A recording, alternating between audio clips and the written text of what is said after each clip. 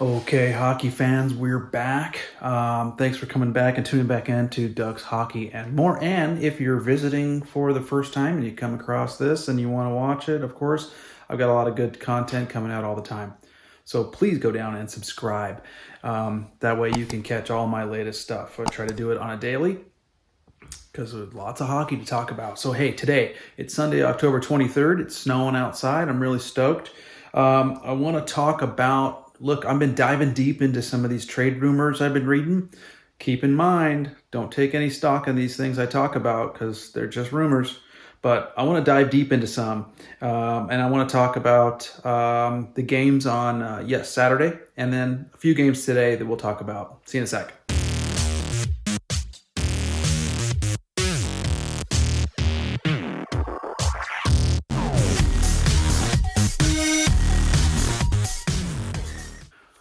All right, so let's just get into it. One thing I want to note on real quick, Mrazek, the goaltender for the Chicago Blackhawks, he has been placed on injured reserve by the Blackhawks. He's got a groin strain, so that's not going to help Chicago. Now, listen, Chicago needs a lot of help as it is. We all know that. But Mrazek not being in the lineup for them doesn't help. So Mrazek is on injured reserve for the Blackhawks. So here, let's dive into the trade rumors that are floating and roaming around, and it's crazy. And they're heating up. It's a little bit early to take any stock in this stuff. So keep in mind, I mean, these are just rumors. I like talking trade rumors because it's interesting, okay? And it's always, things are happening and teams need this and so-and-so's not happy, whatever the case may be. And things start building up and the fire starts burning when it comes to rumors and speculations on players getting traded and whatnot. But what's interesting is this is starting really, really early.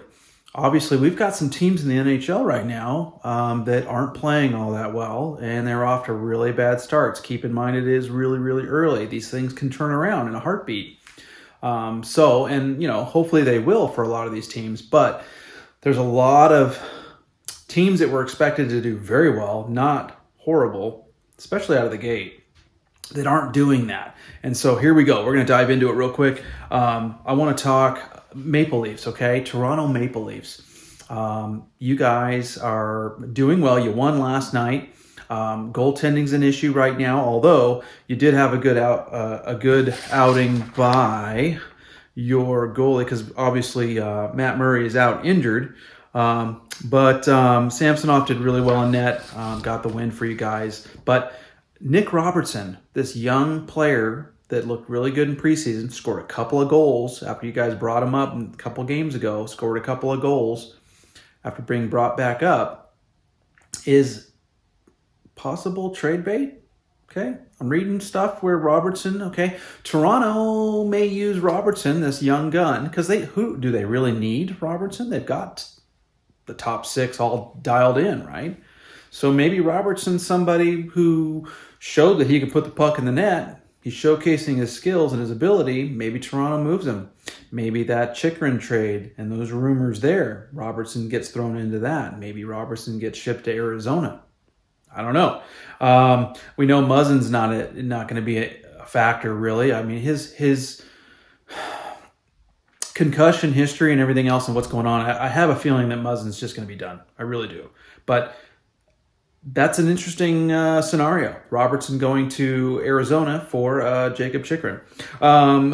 Some Vancouver stuff, okay? Vancouver. Obviously, the Bruce Boudreau situation is heating up good, especially after last night when they lost to Buffalo. But Connor Garland was scratched, not last night's game, but the game before. And there's been some talk about, and now he came back and scored. He had the only goal for the Vancouver Canucks last night, okay? Which is always interesting how a player gets scratched, a healthy scratch, and then they come back and play really well the next game because they realize, oh crap, I really need to, hustle. But does he fit in the Vancouver and Bruce Boudreau, mentality right now and style? I don't know. Maybe not. Maybe he's trade bait. Maybe he's somebody that the Vancouver Canucks could move on and say, hey, and they can go after a Jacob Chychrun.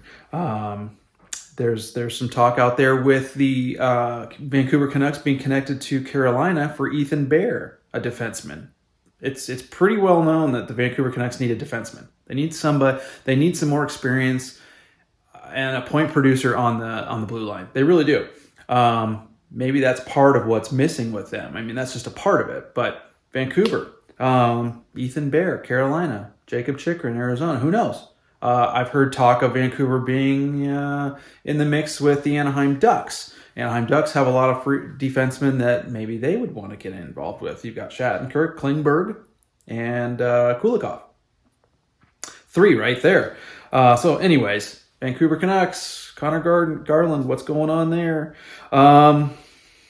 Let's see. New York Rangers and Patrick Kane. I've been reading some stuff on them. This is an interesting one. The New York Rangers would be a good landing spot for Patrick Kane, I think, with their lineup. And I think that they have been interested. But in my opinion, the play of Alexis Lafreniere, God, I kill names, I'm sorry. Alexis Lafreniere and Capo Caco, both of them are playing really well this year. They're doing well. So is Patrick Kane really something they want to throw in the mix at this point? Your Rangers are doing really well right now. I think if the Rangers go all in and go for the cup come postseason, they're going to make a move. Is Patrick Kane going to be available by then? And would he be somebody that the Rangers want? Because they're going to have to give up a lot to get him. You know what I mean? So I don't know. I don't think that's not something that really sounds like something the New York Rangers would be interested in. But maybe later on down, closer to the trade deadline. Like I said before, Vancouver Canucks linked to some of the Ducks defensemen, John Klingberg in particular. My whole thing with that one is John Klingberg really want to go to a team that's struggling and probably not going to make the playoffs. Going into this season, that was the expectation in Vancouver, that they were going to continue to do well like they did at the end of last season and possibly be a playoff team. At this point, I know Klingberg wants to go to a contender. He's going to try to get a long-term contract. Now, does it matter where he goes? I don't know. Because he's only got a 1-year contract. So it may not matter to him. Maybe Verbeek looks at what Vancouver has to offer and says, yeah, let's do it, and moves him. Who knows? We'll see. But Klingberg's definitely, I'm almost 100% positive that he will not be an Anaheim Duck at the end of the season. Penguins. Now, the Pittsburgh Penguins have now been involved with the Patrick Kane talk. Think about this. The Penguins have done this before.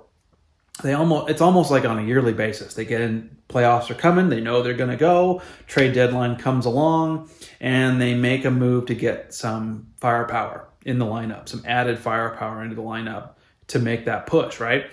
Penguins and Patrick Kane. Think about this, guys. Crosby, Malkin, Letang, Patrick Kane, Gunsel, Danson Heinen, who's playing really well.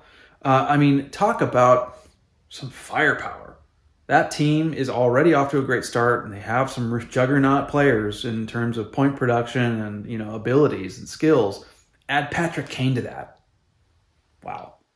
Possibility. And the Penguins are known to do that kind of stuff. So that would be quite the lethal offense, I think, going into the playoffs if Patrick Kane ended up being a Penguin. I think that Chicago would probably have to retain probably up to half of his salary in order to move him. But I think for the Chicago Blackhawks, that's what they need to do. They really need to just dive into the rebuild and restructure and start over. The Ducks have done it. Every team kind of has to go through this. The Tays Kane dynasty, when they won the cup and they were so solid and so good for so many years, it's over. It's done. It's time to start rethinking and revamping this team and giving it a whole new look. So that's probably something you'll see. But is the Penguins really where Patrick Kane will end up? It's going to be interesting to see what happens. But I do believe that Patrick Kane, and I've talked about this in previous videos, go check them out. Patrick Kane will definitely not be a Chicago Blackhawk by the dead. I'm 100% positive he will be moved. Which is crazy to think of because Patrick Kane's always been a Blackhawk, and it's like, wow, to see that happen it's interesting because you're just so used to certain players being with a certain team and wearing certain colors in jersey, and then they're not. It's like, what? That's kind of weird. So, last one, Monahan and the Montreal Canadiens. Okay, Monahan's one of those guys. They got him from Calgary, and Calgary even sent a first-round pick to Montreal in this trade. Monahan is probably a really good trade consideration towards the deadline for Montreal. Is Montreal going to be in the hunt for the playoffs? I don't know. Probably not. They might be in the hunt for a wild card spot. Maybe I would say that maybe, but if they go and they become sellers at the end of the year at the trade deadline, Monahan's probably a big name that they'd like to move.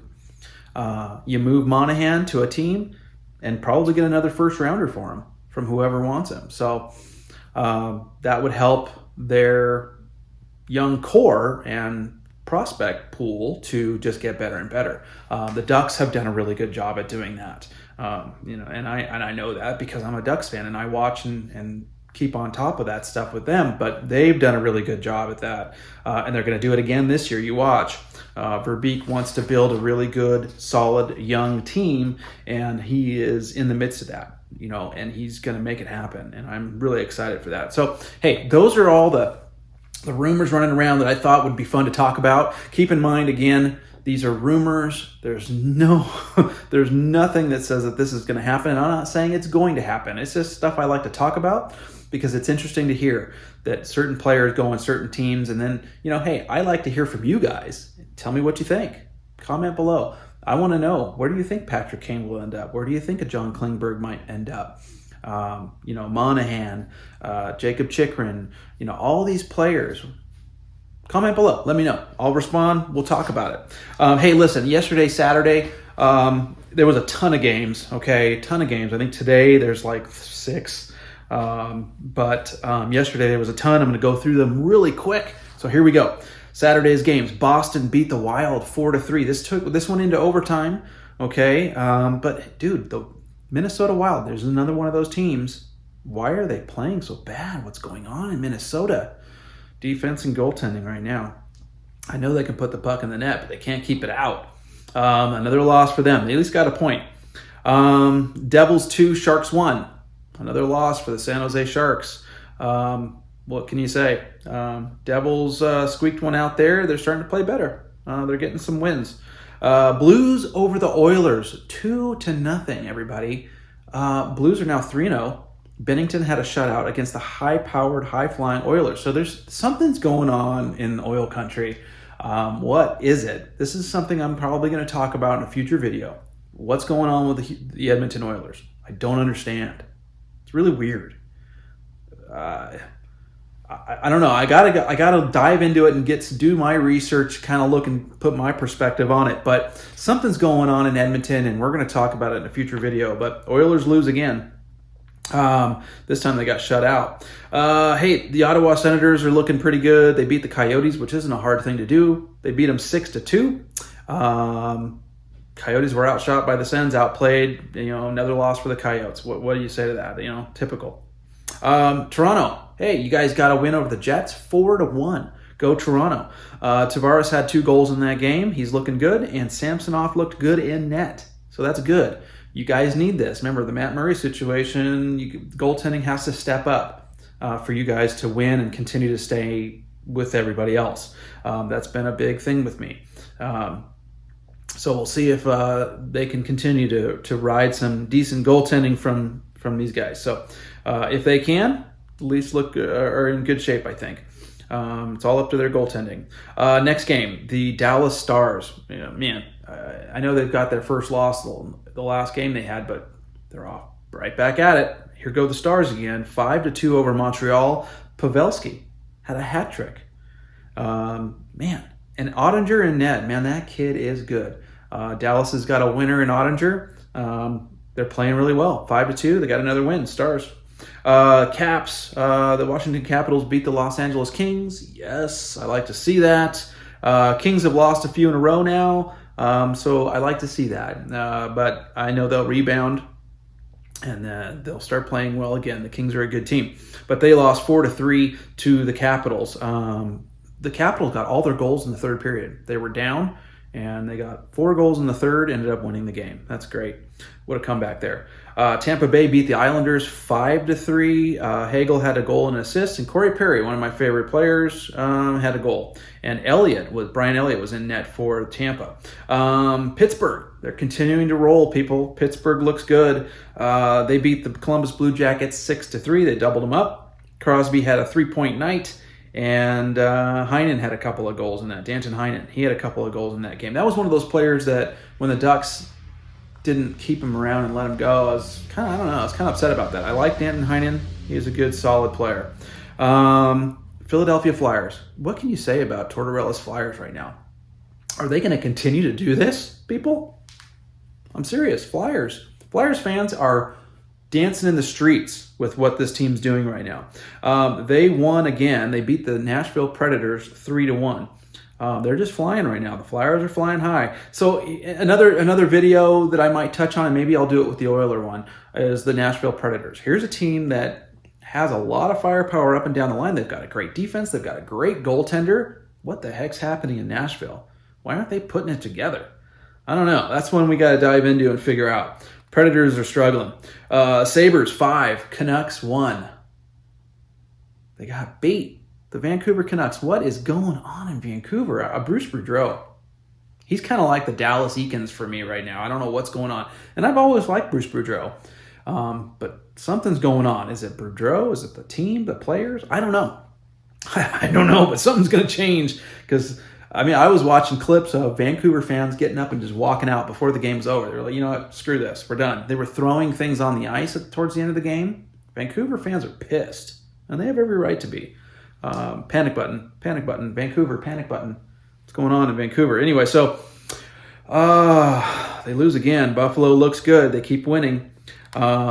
Colorado Avalanche and the Golden Knights, they won 3-2 over the Knights in T-Mobile. Now, I thought this was going to go the Golden Knights' way. And why I thought this was just because the Avs played the night before and they haven't been playing that well. Well, Georgiev was in net last night, and I think that's why they won it. And Nichushkin has been playing really well. This guy's got 6 goals on the year for Colorado. 6 goals already on the year. Man, guy's having a great start to his season. Georgiev was in net, and he had a solid performance. They got the win in Vegas 3-2. So that's good for the Avalanche. Flames over the Carolina Hurricanes. This is a big one, guys. They won it in overtime. Tyler Toffoli had the overtime winner, and it was only 30 seconds left in overtime, and he got the winner. Beat the Carolina Hurricanes. The Flames are solid, guys. They really look good. If they can continue to play the way they're playing, they are a potential cup, in the West. Definitely. And then Carolina, of course, is my pick in the East to go to the cup. Man, what a game. Couple of great teams going at it. So, hey, today, there's only a handful of games, not that many. Ducks are in Detroit, last game of their road trip before they come home. Seattle and Chicago are going to go at it. The Columbus Blue Jackets and the New York Rangers are going at it. And New York Islanders and the Florida Panthers are going at it. And the last one that I have here is the San Jose Sharks and the Philadelphia Flyers are going to go at it. So, hey, listen, thanks for watching. Subscribe down below, comment below, like the video, but definitely go down and subscribe. I need more subscribers. Most people that visit the channel and watching everything are not subscribing. So get on board, subscribe. I got lots to talk about. So again, thanks for watching. Thanks for all your support. We'll see you on the next time.